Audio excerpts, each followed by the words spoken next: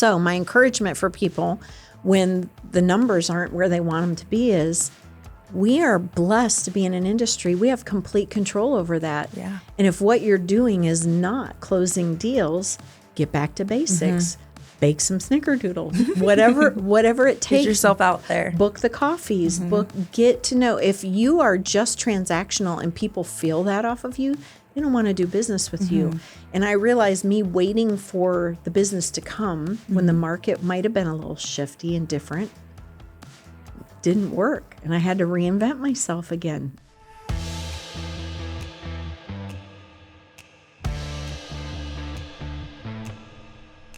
Welcome to the Studio 321 podcast, powered by Brightway, the Steve Trout Agency.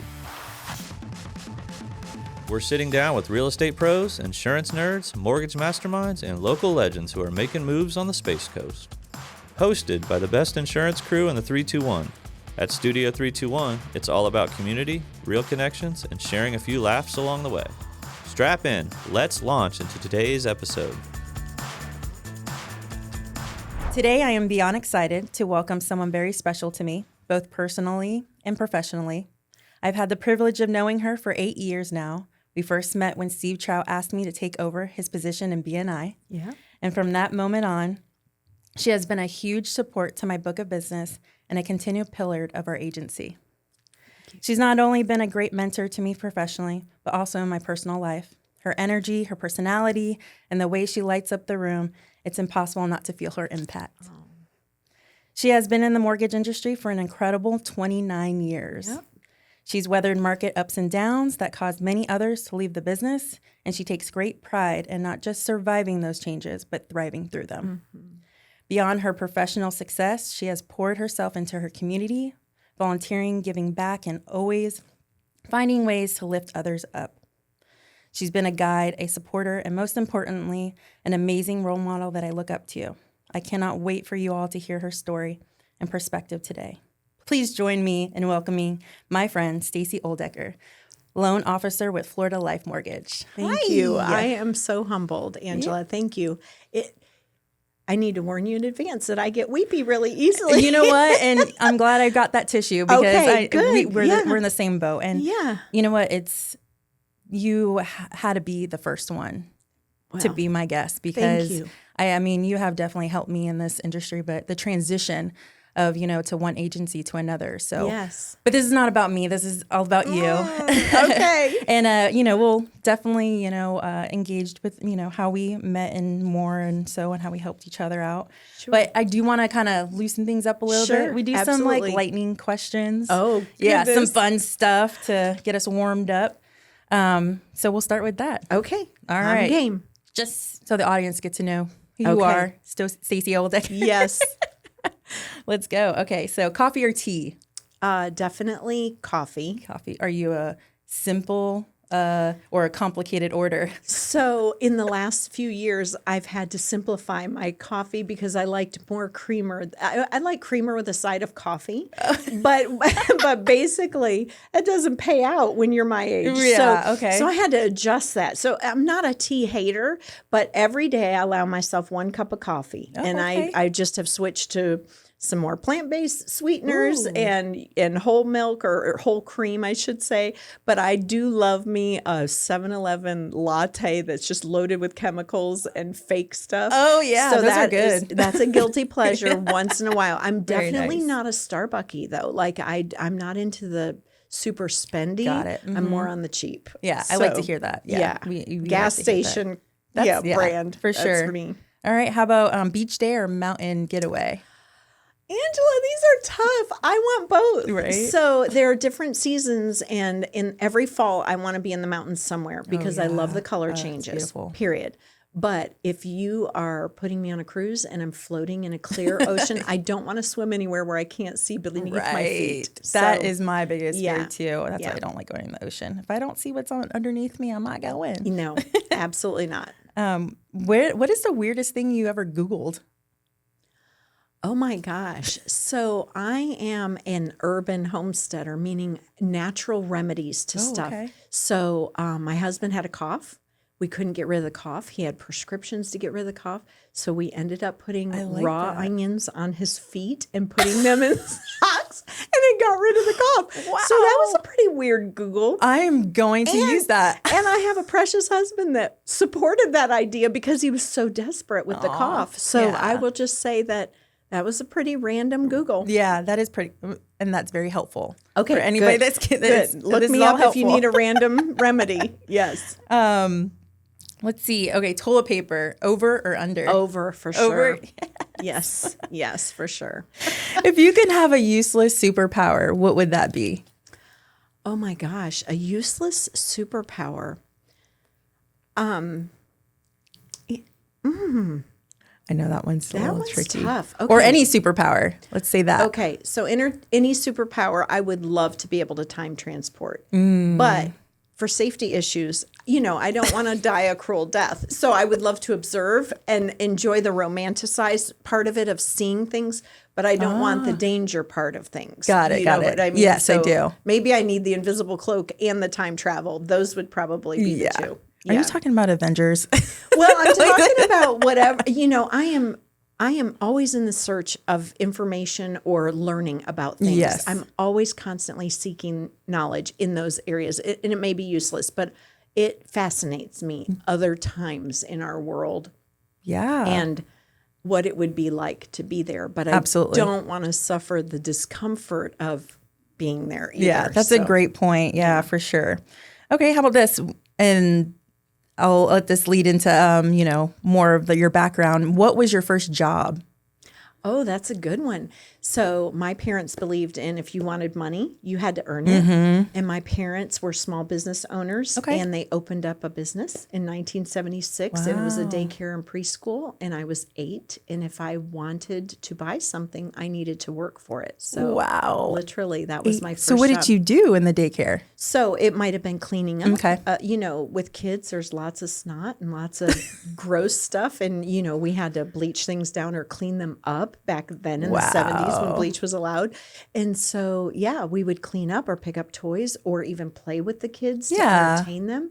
Wow. And we got paid very minimal wages to do that. But it was part of how I grew up. In other words, there's no free ride. You earn your keep. And my parents were very loving, but they also instilled that in our family as what you want, you earn. Absolutely. And I feel like that, definitely is the foundation of your worth ethics in the future. And if your parents do have they do that to you. Yes. I mean, I'm grateful for my parents. I never understood it now, but I'm like, my mom you never call out of work. You're not sick. You're not dying. You're not going. Yes. You have to go to work. So I don't think I've ever called. The only time I really called out was probably if my daughter was going into the hospital or something like that. But all right. Yeah. So tell us a little background about yourself. How did you get to this industry? I know you did do a little bit insurance before, or I have had multiple licenses. Okay. So I never did insurance, but I had my insurance license for a time. And that was painful. I did all my continuing education and then found out if you're not appointed, you don't keep your license in the state of Florida. So literally in this industry, we do a lot of continuing education for mortgage.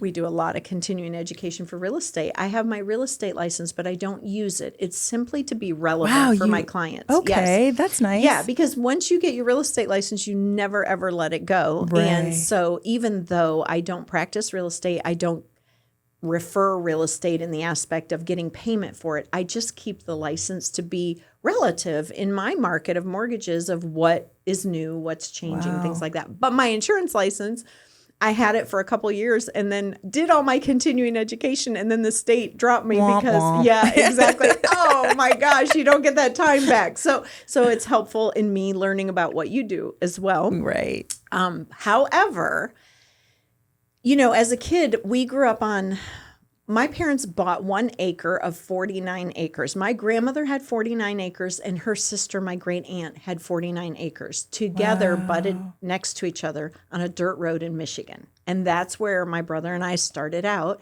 And my dad worked for the automotive industry. Okay. And we vacationed in Florida. So my parents were pioneers. My dad quit his job in General Motors and moved us to Florida and opened up this daycare center. So in us, my brother and I had great responsibility and great respect for work ethic. We watched our parents work so hard. And in that, my brother and I were just always working and always figuring it out. So I've been the disc jockey at a skating rink. I was a travel agent for years. I loved being a travel agent right out of high school. Oh my gosh, that's awesome. Yeah, I worked for the cruise line. So my passion, and you see a lot about me and my posts on social media, might be travel because that is one thing that I just adore. But it led me in service to where I am now. So fast forward, travel industry was my mainstay. And my brother, basically, I got one of the first jobs in Brevard County we're going to call it a transaction coordinator. I worked for the #1 realtor in 1988, 87. Wow, that's impressive. Yes. That's pretty cool. And he basically was outside the box, and he was a very busy guy, and he hired the first assistant. So now we call them transaction coordinators, but at that time it was an assistant. And so that's when I first got my real estate license, the first time before I let it expire, because you couldn't answer questions about real estate over the phone. If you didn't have a license, you couldn't tell a price, you couldn't do those things. So he had me get my license, and I was his assistant. Fast forward, he got out of real estate. I was back in the travel industry. But during that time when I worked for him, my brother bought his first house. And the mortgage lender came to his house to take the loan application. Wow. And he rolled up in a Porsche and Bermuda shorts and no socks and rolled out. And he's still alive. What a vision. Does he still wear those shorts? Because they're in now. I don't know if he still wears the shorts, but he's a delightful human being. And my brother, my brother said, as he drove away, he said, I want to be that guy. Like, that's what I want to do.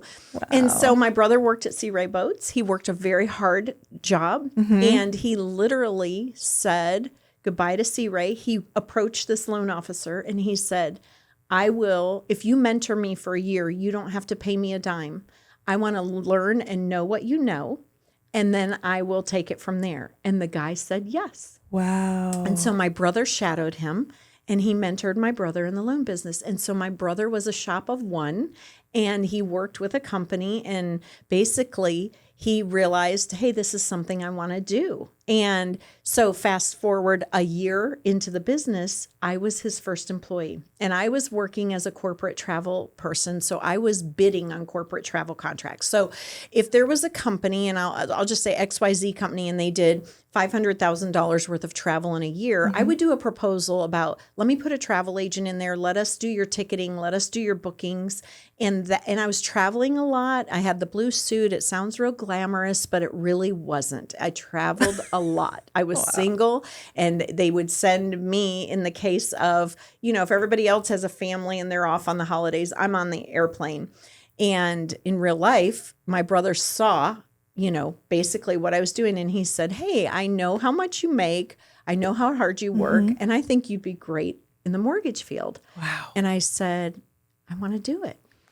And literally, just like that. Yeah, I didn't have a ton of responsibility. I was in a rental. So you know what I mean? I didn't have a family. I had a failed marriage. It didn't work out to the decoy before the real McCoy. And it was one of those things where I was just like, you know what? Why not? This is my brother. So I was his first employee in 1996. That is pretty cool. Yeah, it is. And we have worked together 29 years. And it's been bumpy and bruisey sometimes because working with family can get messy. But the love that's there and the care for each other and the team spirit. And as you know, our team is very unique because the next employee hired has been there 28 years.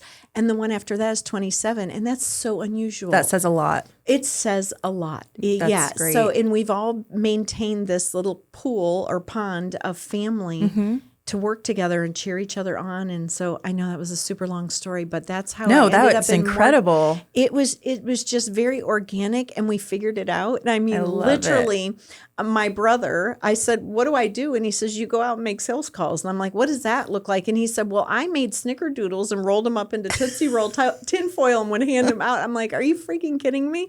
And he's like, "No." So I started making snickerdoodles and making sales calls. And that was, again, back when you could walk into a real estate office. There was not a front door guardian. Okay. Which I understand. Gatekeeper, yeah, for sure. I respect the gatekeepers. This is no hate on them. But basically, I made sales calls while they were eating my Grandma Helen's snickerdoodles, because that was how I got to visit with people. And, That's crazy. Yeah. And in 1996, rates were a lot higher than they are even now. So Interesting. I didn't know any different. I just went out. And one day I come back and let's just pretend rates then, I can't remember, but let's just say they're 8.5. My brother said, "How'd sales calls go?" I said, "They went great." And he's like, "Really? Tell me about it." And I said, "Well, I went this office, that office." And he's like, "And what did you talk about?" And I go, "Well, rates." And he goes, "Like, you don't even know where to find a rate sheet. Like, what did you tell him rates were?" And I told him, "Well, they were 7%. And he's like, "They're not 7%. And I'm like, "Well, somehow they can buy it down to 7%. I learned that." And Right. And he's like, "Oh my gosh," and so anyway, we had to have a little updated training a month. A little tough love. Like, you're not allowed to quote rate until we talk about where you find a rate. Yeah.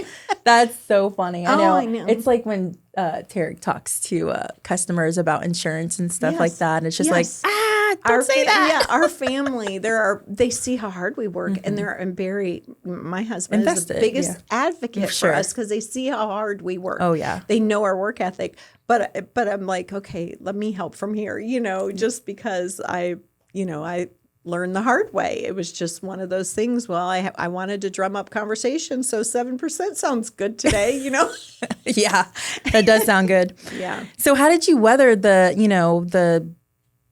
difficulties of the market when it changed? And that was it 2008 around Well, that yes. time? So I've really survived 2, if not 3 big shifts in markets. So in that, we have always been a big purchase shop. So there are lenders that love refinances, and they get really big and explode with loan officers when the rates are good. Okay. And we've always looked at that as that's a blessing, but that's not our meat and potatoes. Like, our relationships are so important to us. I totally agree. And our partnerships with, like, when my realtors are suffering because they haven't had a closing, I don't want to pass up on them and, oh, they're not busy anymore. Sure. I'm going to coffee with them. Like, what are we going to do to, we're going to be accountable to each other. What are you doing this week to find your low hanging fruit? Like, what are you doing? Are you calling your past customers? Are you reaching out?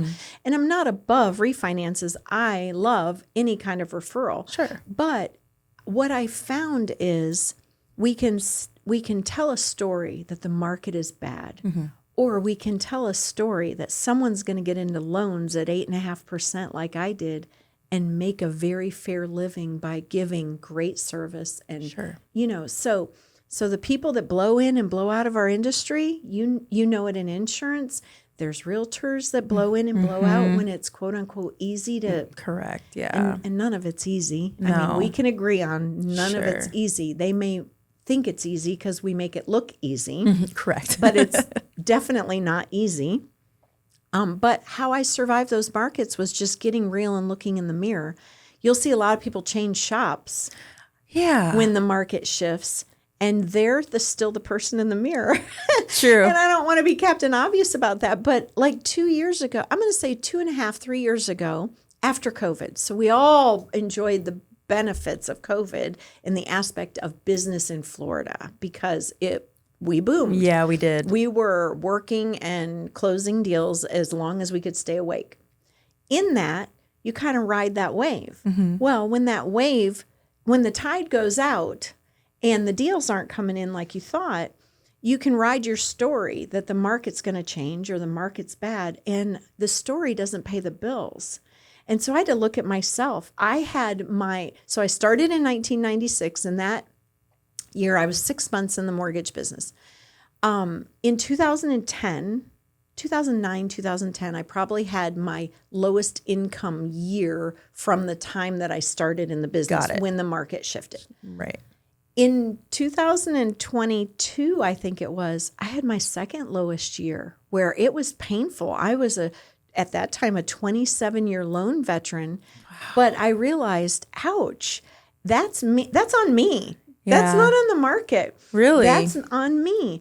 And my husband looked at me and said, I see how frustrated you are that you're working a lot, but it's not productive work, or things aren't closing, or people are canceling their contracts, or their marriage is splitting up. That has nothing to do with you, but you've done all the work. He's like, what do you think you're going to do? And I realized I got to reinvent me again.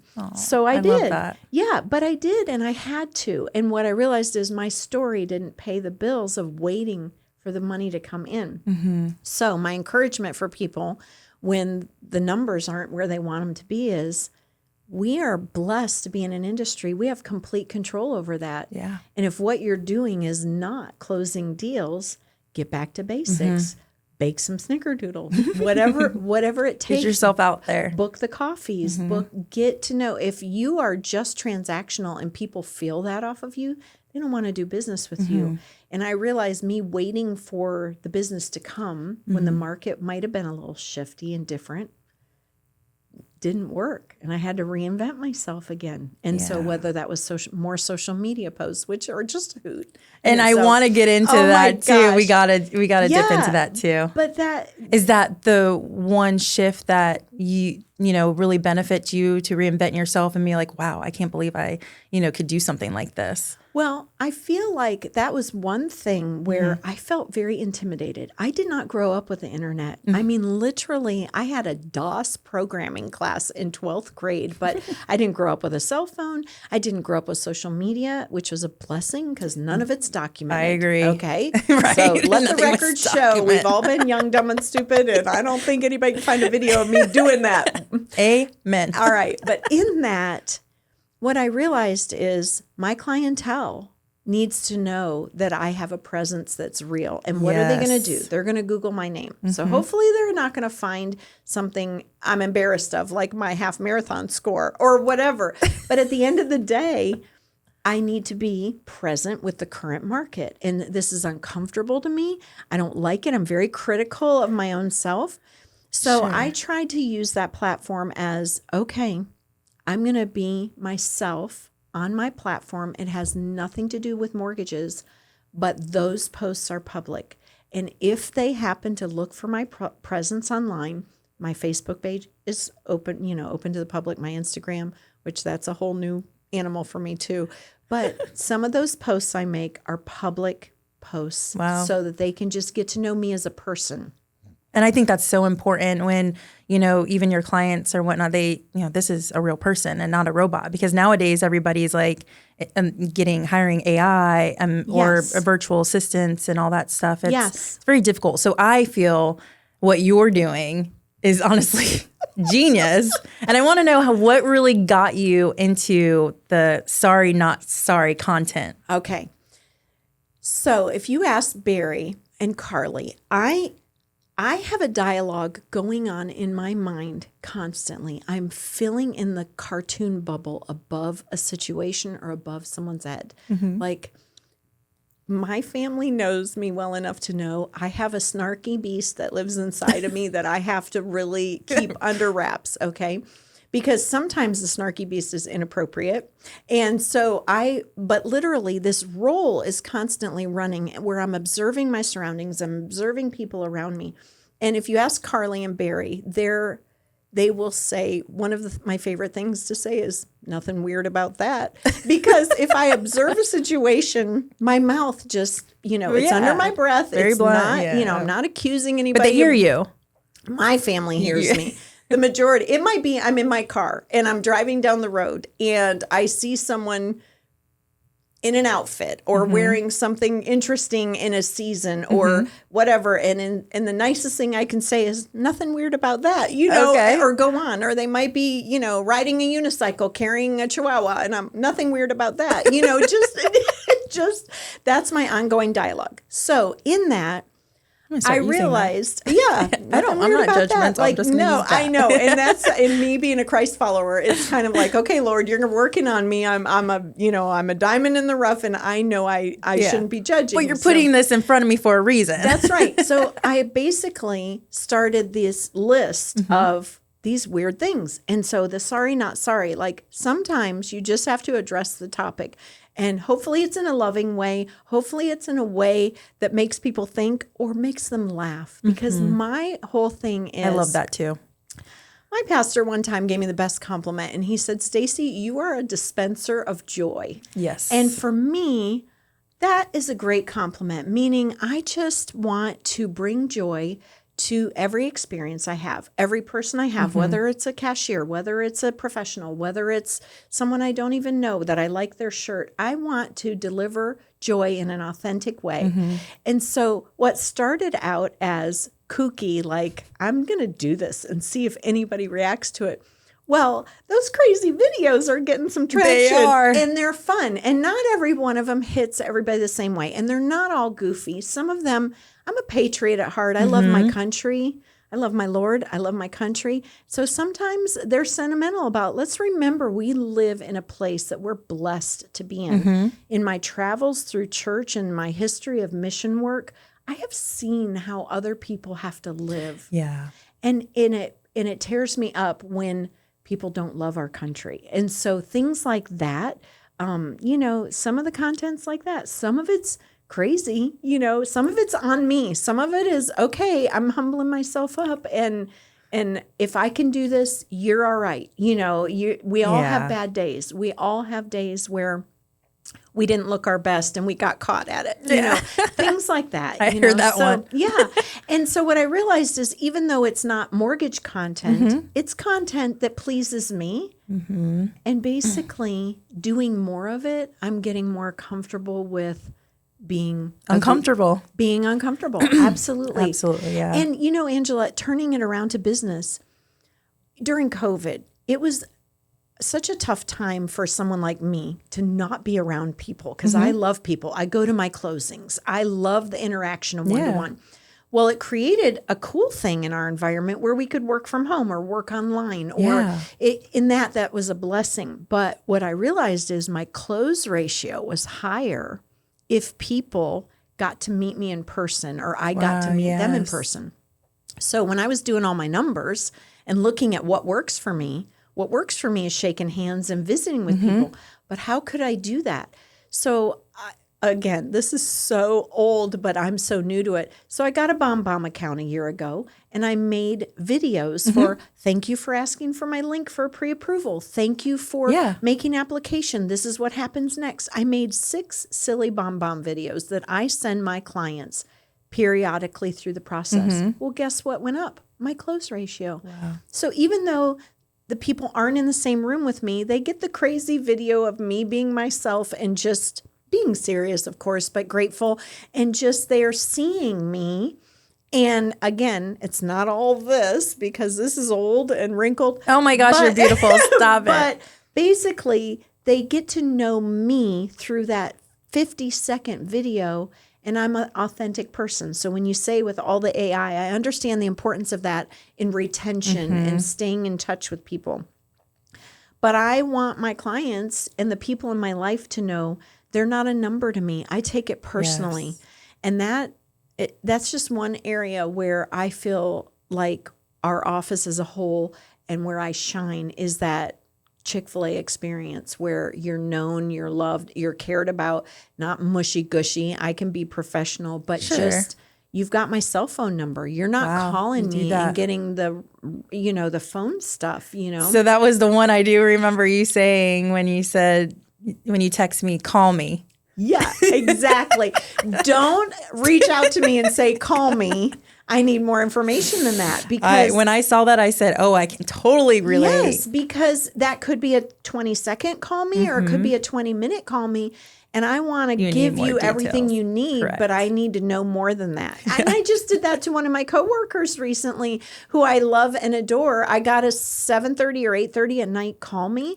And I'm like, I need more information than that. I used up all my words by 2:30 today. So can it hold? Or, and he gave me grace. He was like, it can hold till tomorrow. I'm like, great. Thank you. Yes. Because I don't want to be short with you. I don't want you to not feel you're important to me because you so are.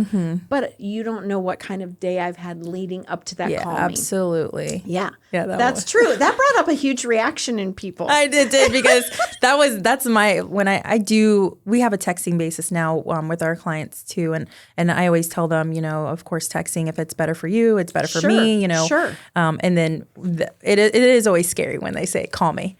And you don't know what kind of, not so much of just you because you're thinking about them. What kind of mood are they in? Did something happen? Are they mad? And I'm not prepared for it. I rather more detail so I can be prepared for this conversation. Absolutely. So that's. Oh yeah. I love it though. Yeah. And ultimately, one of the things that serves me in my business is I change my voicemail every single day. Because, you do? Yeah. Because reality is if I have this visit with you, and then I have another appointment and someone has called me. They hear on my voicemail, I have several appointments this morning, but your call is super important to me. I just want you to know that. Because if they don't know, their assumption is, oh, she's not just getting back to me. Yeah. Exactly. Yeah. That's so true. That's a good idea. And it's one of those things that, again, sets me apart maybe from big box companies or big box banking or credit unions aspect where you get me in the loan process. And,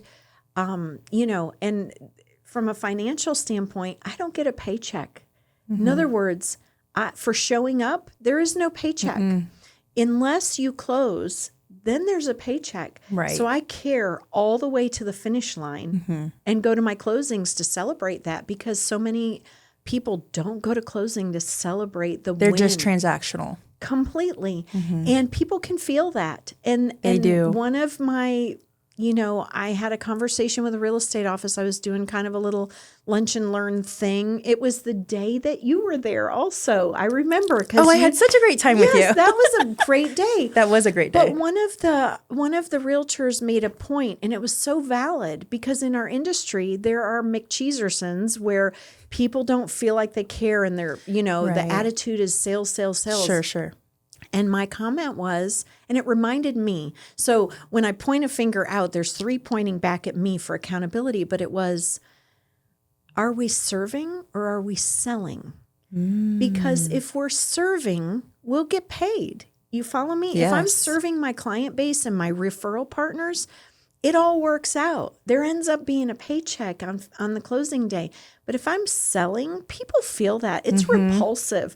And Barry will tell you. Yes, you're right about when that. I go in a place, I'm faithful to salespeople. Like if I go in and have a great sales experience, I'm faithful to them. Even if I don't buy that day, I'm going back and I'm seeking them. But if I walk in a place and people are trying to sell me, it's repulsive to me. And that's my reminder of, hey, I don't want to be that like person. That. No. I want to serve you. I want to give you what you want. And if what you want I don't have, bless you. I wish you the very best. I had a situation this week where someone was trying to get approved for a different organization, and they shared their scenario with me. And I had an opportunity to swoop in and take the deal. And it was from a referral partner that closing dates are very, very important. So I'm just going to let you know that their closing dates are, they were at the end of their fiscal year. Their closing date was super important for this builder. The referral came in of they've been turned down by XYZ lender. Can you talk to them? Absolutely. Well, when I talked to the gentleman, he gave me his scenario and I said, I can do that loan. But your closing date isn't going to be met. So there's going to be a lot of complications with that for switching. And this is the solution to closing your loan. So I passed up on a closing so that my referral partner could make a closing date. Literally gave him the solution. He took it back to them and closed it. We do that all the time. And people would look at me and go, "Are you stupid? Why would you do that?" But I feel like my relationship with that referral source, they're going to go, Stacey took one for the team. We kept it with the lender that couldn't figure it out. I figured it out. There's joy in that for me. I'm sorry. Oh, I understand. 29 years experience. If you can't figure that out, that gives me joy because I know that, that's I absolutely one of love my edges. that for you. Yeah. But, painful, passing up a commission. But at the same time, that guy may give me a referral in the future, but I know the referral source will give me a referral because I kept it on the books for them and helped their person limp across the finish line. Absolutely. So, there's enough business for everybody, and to do the right thing. I'm not going to give you a disservice if someone else is going to do something better. How many times have they circled back and said, Angela, I'm sorry I made that choice and I'm back.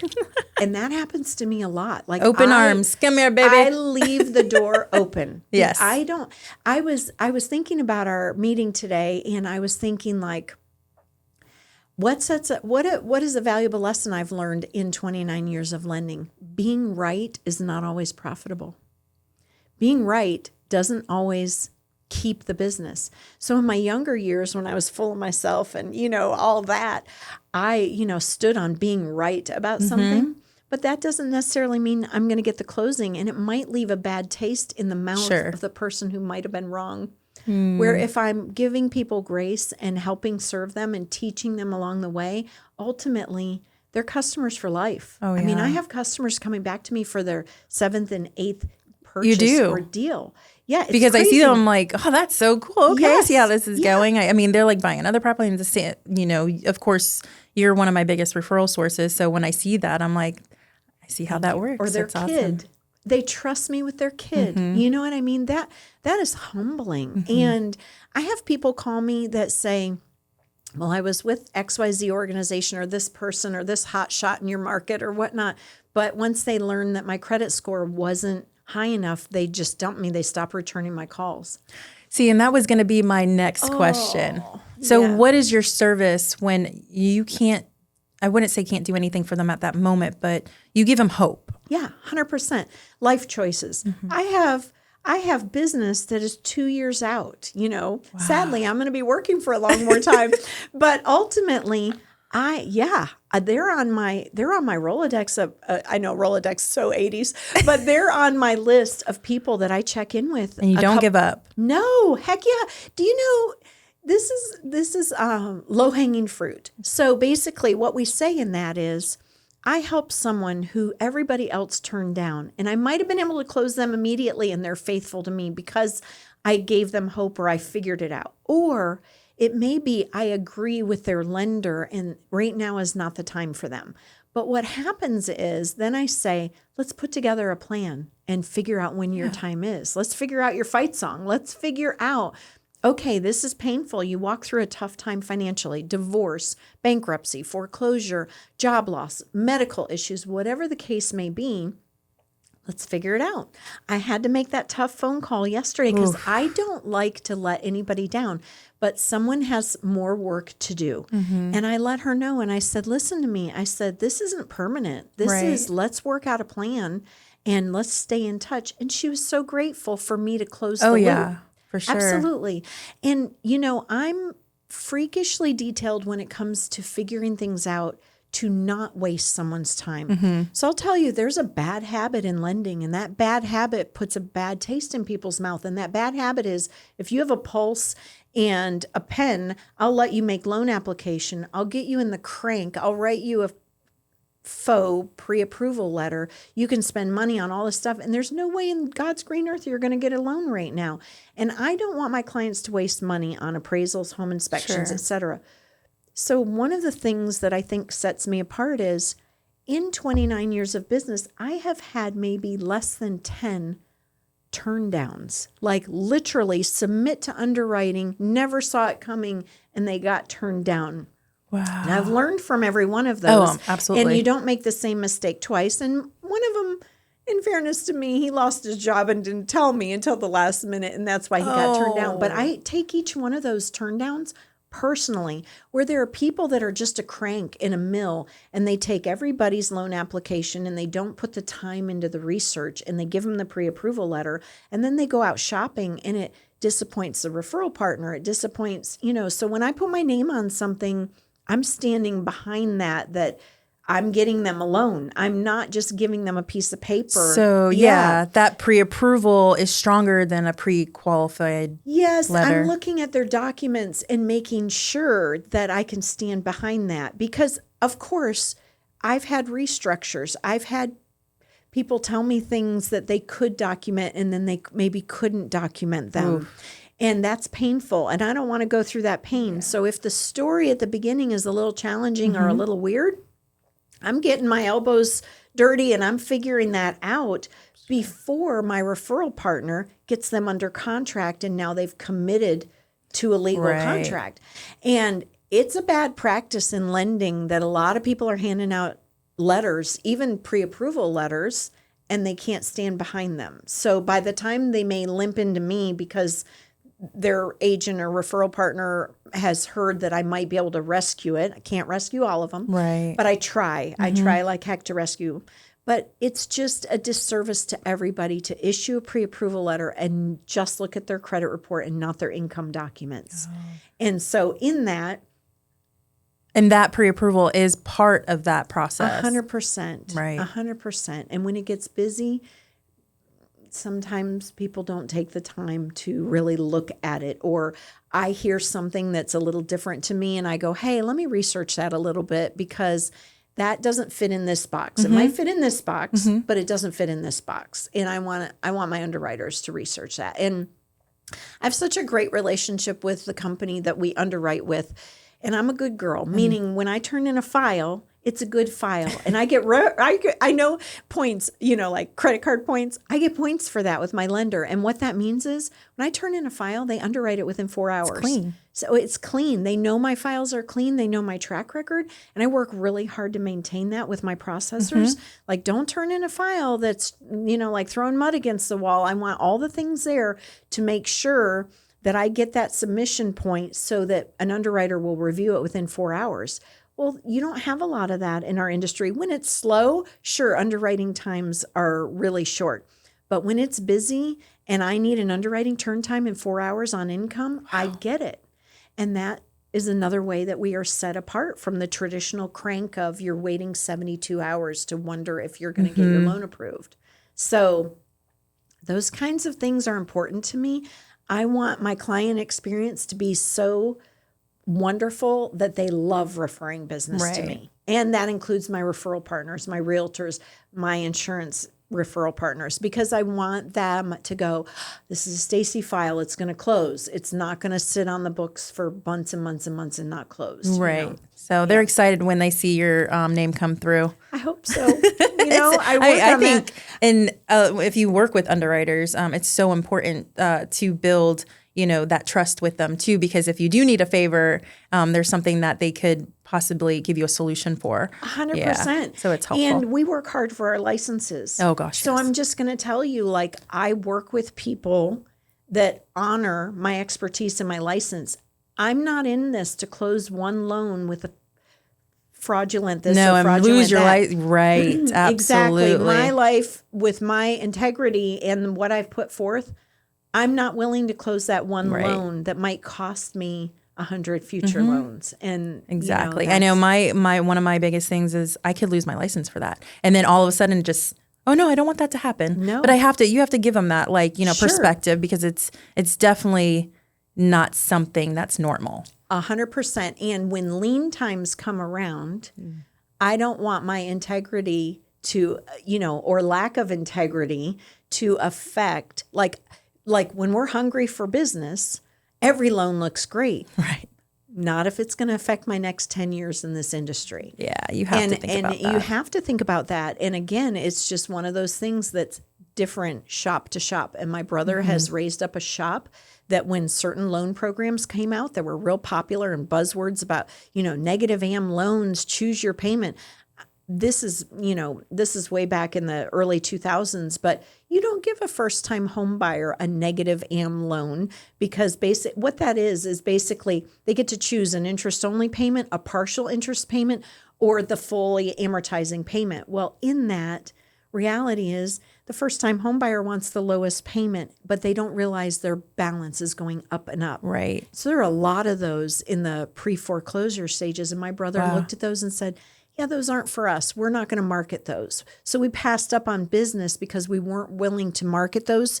But overall, it suited us because then we didn't have the guilt of all these foreclosures. Exactly. I know you really have to put a boundary on it, what you are capable of doing and, what your business is, is aspired to be. And sometimes, kind of just declining a certain situation. I mean, it is a blessing. Yeah. Just because there's a product doesn't mean it's good for the environment or good for the client. Exactly. Yeah. I kind of wanted to, pivot towards, the balance between your personal life and, work. And you're a go-getter. You're everywhere. You support your colleagues. You support your family and whatnot. Carly is your daughter. Yes. And Barry's your boo. Yes. And how do you guys balance each other out? And I definitely want to get into this Carly's story. Oh, okay. So she'll love this. So you heard a reference to my decoy marriage. When I was young, I didn't have a marriage that stuck, and I wanted to have a family, but it wasn't until I was 43 that I met Barry. So I'll just let you know, I was in a season. In from a church standpoint, season of drought, my time in the wilderness, whatever that may be, kissing a lot of frogs. Okay. And I kissed a lot of them. So ultimately, that's awesome. So I was in my early 30s and I had not found my person yet. I had not met Barry Oldaker yet. Aww. And so I really wanted to have a family, and I was secure in my profession. I had my own things. I had my own home. As far as the world is concerned, I had it all, meaning I traveled well and I could do what I wanted to do. But I wanted to have a family, and I didn't want to experience that journey alone, like me pregnant and alone. I'm not dissing that for someone who wants to go through that. Or when I say wants to, there are families made where people, have children as solos. I wanted to adopt, and I wanted to adopt a little girl. And so in that mode, I did my homework and found out that in China, they had an abundance of young girls at that time. And so, me, I prayed about it. And I'm like, okay, Lord, if this is your path for me, clear the path. And he did. And so in August of, this makes me weepy, in August of 2001, I got a picture of the most beautiful little girl, and her name was Yu Chin Wu, and she was waiting for me in China.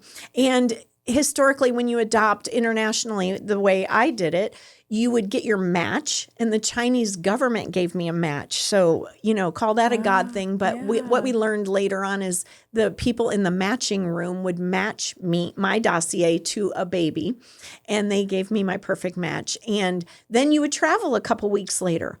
Well, a couple weeks later, 9/11 happened. And all the travel was shut down. Oh, no. Literally. So I have a picture of my precious baby sitting waiting for me in China, and 9/11 happened, and we were certainly not going to be flying to China. Sure. So we had to dice that all out. And in October, they opened it back up, just necessary travel. And so my mother and I flew to China, and my mom hates to fly. So that was just such a gift. And when I say hate, that's like this on a scale of hate, like this. Like, she does not fly well at all, and she didn't want to miss out on that experience. So she was my travel buddy. We flew to China. We spent 2 weeks in China. We picked up my daughter, Carly. She was 11 and a half months old. And I came home to a pager. So back then you didn't have a cell phone. My brother literally threw my pager at me and said, "You're back." And thank heaven, because he had covered my business, Came back to China with came back to the United States with almost a 1-year-old who was on a completely opposite sleep schedule. The time in China is 12 hours difference than the time here. And I was a loan officer and mothering a child. And I just am so humbled by that. Like people say, oh, you did such a good thing. No, listen. That doesn't even sound right. No, yes. it doesn't. And in reality, she has blessed me so much. I feel that. And she has a beautiful brain that I will give her biological parents in China credit for because she is smart. She is so sharp and smart. But she's got my snarky personality in some ways. Now, I am way more out there and way more visible. Carly's an engineer, as you know, so she's got a different temperament than me, but she's got a really great sense of humor. Yeah, I love that. She and I were a team for 10 years. Literally, it was she and I.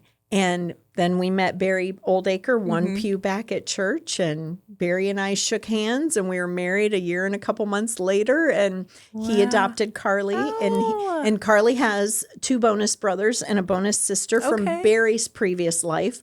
But that's why I say I have my real McCoy now is Barry. And Barry, you guys are like a peas in the pod. It's so fun being around you guys. Thank you. Yeah. We have a blast. And you know, I really feel so blessed that I'm married to my best friend. And, you know, all those years in the desert, me seeking and looking for the right guy.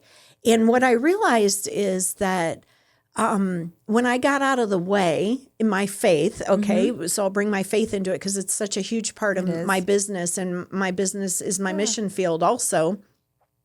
In that, my picker was broken. I was picking all the wrong people. But that's okay because I would not appreciate Barry. And when I got out of the way and let the Lord pick for me, he picked so well that I just am so humbled by that. We have so much fun and we have struggles just like every other family. Yeah.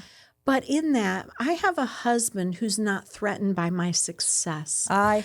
I love that. And so in all of that, when I am tapped out and I've used all my words and my husband comes home and I got nothing left in my tank, he's okay. He's secure enough in himself, knowing how much I love him and how much I love our life together. That's so important in a relationship, Angela, and I love that for you. It is. And so many, I'm a traditional woman, okay? I love it when women succeed. Yes. But I'm a traditional woman. I want my boo to know and take care of me and open my door and take care of the bill. And he has learned that if he just encourages me, things go so much better in my professional world, and he can be in the overflow of that. And for us, it's not about money. It's about experiences. So, you know, some people are motivated by money. Some people are motivated by being the number one person and the heavy hitter and all this. That's not me. That I want to help people reach their goals, and somehow I end up with a paycheck that helps me reach my goals. But we basically are just so humbled and so grateful because we've also been on the other side of it in 2010 when we were broke. And I married Barry and he had child support and the market was slushy and we were tiling houses on the weekends for $1 a square foot to make ends meet. Or if there was a refrigerator on the side of the road, I was calling my husband saying, pick it up, and we were taking it to the scrap. No, we took it to scrap metal. I mean, like the Oldakers have quite a survival mode. Testimony where the Lord just kept us going. You know, at $4 a gallon, he was commuting to work and paying child support at the end of his, you know, after deductions, he brought home $150 a week, and we had to pay tolls and $4 a gallon gas off of that.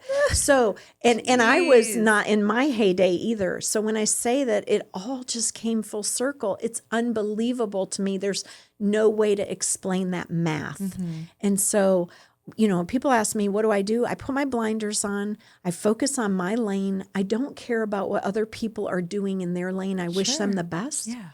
But it doesn't serve me to compare myself to other people, right? And if you're aligned with the wrong person, it's harder. It's a lot harder. I don't know how people do it if they don't have faith or they're aligned with the wrong person. I think that it's a true testimony of, I wouldn't say woman power, but for, like you said, a secure man to really, be an advocate for their significant other, Absolutely. because it does make you want to drive better. They're doing their own thing. Right. And, to have that support, it just makes life so much easier, and it's so important, and, with the, world we're going through right now and everything outside Yes. of our country, like it's, there's so much that we can be grateful for, and 100%. the opportunities we have here, and that your person should be right beside you, just cheering you on. And I think that's, Tarek, he has a garage door business, but Yes. he does not bring any work home. He is, once he gets home, he is smiling, happy, That's and, right. and how's your day? And Yes. we're one of those, eat around the table type of family. Yes. And and I think that's so important in today's world, that, Yes. we need the support of our significant others. And, unfortunately, I see, people don't have that. Right. And it just, it puts a toll on, you as a professional. You can't be a great mother to, Yes. your kids or, whatnot. But I think that's a great message. And I'm glad you found your boo. I found my boo, and he's a hard worker. And even, like I said, even though he does a completely different job than me, because he's a truck driver at the Space Center, and he loves it, but completely different than Mortgage World. So we speak two different languages. Yes. But when he comes home, what we find joy in is serving each other. Serving our community. You mentioned about service. I'm a big fan of giving yourself away that way. Like, I'm involved with a lot of ways to give back to my community.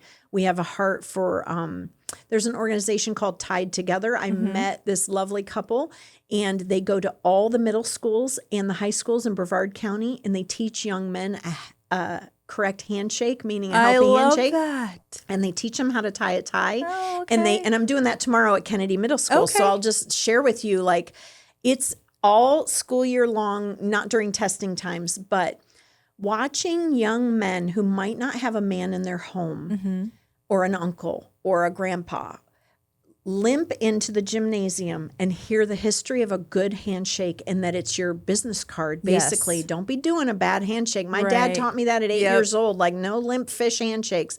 And then how to tie a tie and get to wear that tie out. They limp in, they stand proud going out.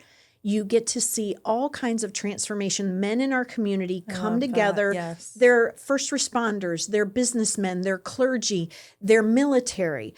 They're every walk of life that can pour into these young men's lives. It's fantastic. So I'm very passionate about that. Yeah, Obviously, I love that. My husband and I are very passionate about recovery community because he has addiction in his past. And praise the Lord, he's been clean and sober 18 years. But we have a heart for people walking through that. So we do a lot of volunteer work when it comes to that. I love my church family at Georgiana. I do a lot of things in that mode of, I just made snickerdoodles for a team that's I going gotta try on these snickerdoodles. I know, on a disaster relief trip. Before my car accident, Barry and I were serving on disaster relief trips. So tornado, hurricane.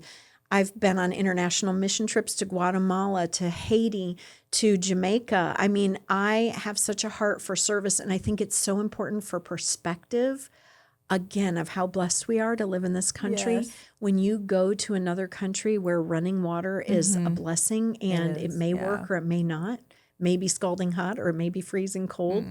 You might eat a peanut butter sandwich every day for lunch, but you're grateful for that. Right.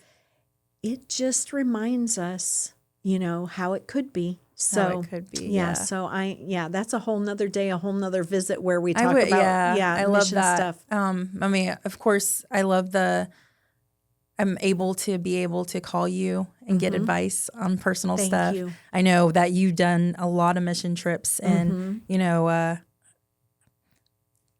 my daughter's seeking her faith in her higher power, but talking to you gave me like a lot of light in that, and her wanting to go on her first mission trip, that was super difficult for me. Sure. And at that time, I reached out to you because you are very known for it. And not only that, but your faith in the Lord. But, I needed advice. And you're a mother of a daughter, and, kind of has let go. And you told me you got to let go, just let her go. It's, she's walking her faith. And I appreciate that. And then, we talked about it as a family, and then she's like, oh, I can't go. I have the ACTs. I'm like, all of that and all this, and like, you have the ACTs. Yes. But do you know what? That's good because you walk through that very difficult realization that we are trusted and blessed to raise up these children. And if we've done a good job, they want to be free. Right. We don't want to raise up insecure children that fear their environment. We want them to be wise. We don't want to make dumb, I always holler out the door as a joke. Carly's almost 25. I'm like, make good choices. I know. And she's super independent too, because you Super tell independent. her she loves her apartment. She does. She's working. She's adulting. and I am so proud of her. And again, in an environment where people are extremely enabling their adult children to stay on the couch till they're 40, which, I wasn't raised in that environment. And so raising up Carly, where she had to pay her own way. Yeah. Okay, well, all of her peers had their parents' credit cards in college. So imagine your kid working her booty off to get scholarships to pay for school. Could we have paid for her college? Yes. But do I think it's always the right thing to do? And I'm not dissing any parents who make that choice. So I want to be clear about that. I'm not hating on that. But I need to know that my daughter will survive without me. Absolutely. And that is the test track. It's hard enough sending them to college when you don't always agree with everything we're being taught in college. You know what I mean? And, just the pitfalls of college, of hurts and things like that. But that being said, my job is to raise her up to be productive in society, to love on other people and dispense joy, and know that if I got run over by a camper because I'm at the campground, that she can handle herself. Yeah. And what I see, sadly, is kids being kids way too long and fearful. Absolutely. So I love that your daughter was ready. She was ready to go. And Carly and I took a mission trip to Jamaica when she was in 11th grade, and we were bending rebar. When she was in 11th grade. I wasn't so much. I was watching the young kids bend rebar. But then we went to Haiti as a family group because we had an orphanage in Haiti with our church, and they had never seen a complete family group all at once. Wow. So for me to have Carly and Barry there at the same time, our girls in the orphanage got to see the whole family. Aww. Gosh. Which was great for Carly because she came from an orphanage. Right. So it was a full circle moment for her, but it was also great for our daughters in Haiti to see the mom, the dad, and the child. And even though the child didn't look like the mom and the dad, at least it gave them hope that for their own future, when they grow up and have a family, what that might look like. Yeah. So in that, I love that you called me and asked me those questions, because to me, this isn't just about transactional insurance policies and mortgage lending. This is about life and what we're creating these relationships It's to definitely relationship based for sure. And, all of our success, and, it takes a village to even raise kids. And I mean, if you've been through it, I'm going to ask you. Yes, absolutely. And I can share with you what not to do also. In other words, it's not all pretty, but at the end of the day, we're all humans and we make mistakes and we ask forgiveness and we move on. But it's really important for people to know who they're working with are real people. So I'm so grateful for this opportunity. Angela. I mean, I'm so excited that you came on here. I mean, to show your story, your insights, your heart. Thank you. What has Brightwave done for you as, our relationship keeps growing, and you've been a huge, like I said, pillar to our agency? Well, I'm going to tell you, I have known Steve Trout before. I knew him before he was in insurance, and he was a mortgage rep. He understands mortgages. And for me, that is huge, because when things slow down a closing, some of them are in control, some of them are not. One of the things that we have no control over is who our client chooses for insurance. They're allowed to choose whomever they want. But when they choose a company that does not respect mortgage timelines and closing date timelines, that puts additional stress in our side of the field. Absolutely. So knowing Steven's background in mortgages before he got into insurance was why I gave him a chance with insurance business. Well, when I hear a client say my insurance agent's going to call me back in 4 days with a quote, and then they're not changing a date on a policy because the closing date moved, that to me just blows my mind. Right. And Brightway, with their product line and with all of the responsiveness, I know what to expect. If you say, hey, I'm waiting on this inspection and I can't give you what you need for 24 hours, 48 hours, 72 hours, a week, whatever that looks like, Sure. I can accept that. But to just not have someone respond or not. So Brightway, excellent about communicating, excellent about looking for alternatives, excellent about, I don't have this, but such and such does. Perfect. That is a great working relationship because we know, okay, if Brightway doesn't have it, they're going to tell me where I might be able to find it, but they're going to turn it around quick. They're going to respect the mortgage timelines because we get people clear to close really quick. And sometimes that means moving up a closing date, which means sometimes we have to reach out to you and say, hey, we need you to bind that insurance for a week early, 2 weeks early, which that's a hurrah moment. We're all celebrating that. Yeah. But not all agencies are responsive to that. And so for me, that has just been with Steve huge. being in the industry, like he knows, how important that transaction is. Absolutely. That's why he, with us, quotes within 24 hours. Yes. If it's a lender Yes. or, realtor need a quote, just even an estimate, Yes. we just know how important that timeline is. Yes. And if debt ratio is an issue, you and I just had one. Debt ratio is an issue. They're at the tippy top with all of their expenses. And this is what I can do for you. And I'm saying, how can we keep this together? And you have solutions for that. Yes. Is it a higher deductible? Is it a different carrier? Can they get this done in order? Can they make this $1,200 remedy on the house that might save them $1,500 on their policy? Those are solution-oriented responses instead of just, no.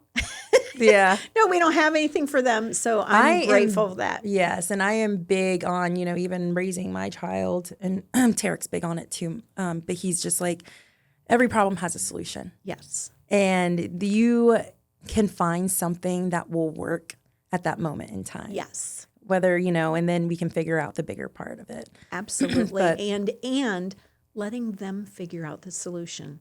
The whole helicopter mom thing is alive and well in me. And I experienced it when Carly was younger. And I realized I had to step back and let her make decisions to build confidence. Absolutely. So it would be like, that stinks. How are you going to handle that? Because I'll tell you one really, really quick story. When she was in like 6th grade, some kids were teasing her like, you like such and such, kid stuff. And she shared that with me. She said, the kids at school say, I like this person.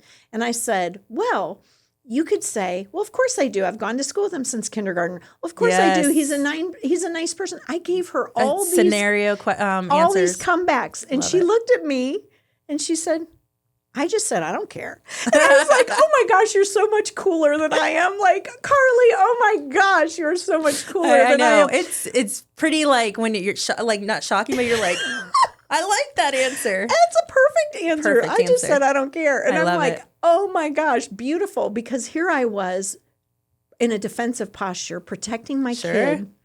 She'd handled it. Yeah. And it revealed to me, she doesn't need me in that arena with 6th grade boys. What am I doing? You made it when they are taking care of their own and they're 100%. Not, they're just like, they just tell you the story. Yes. And I love that. I got this, Mom. I got this. Yeah. Araya's thing, she always says, I'll figure it out.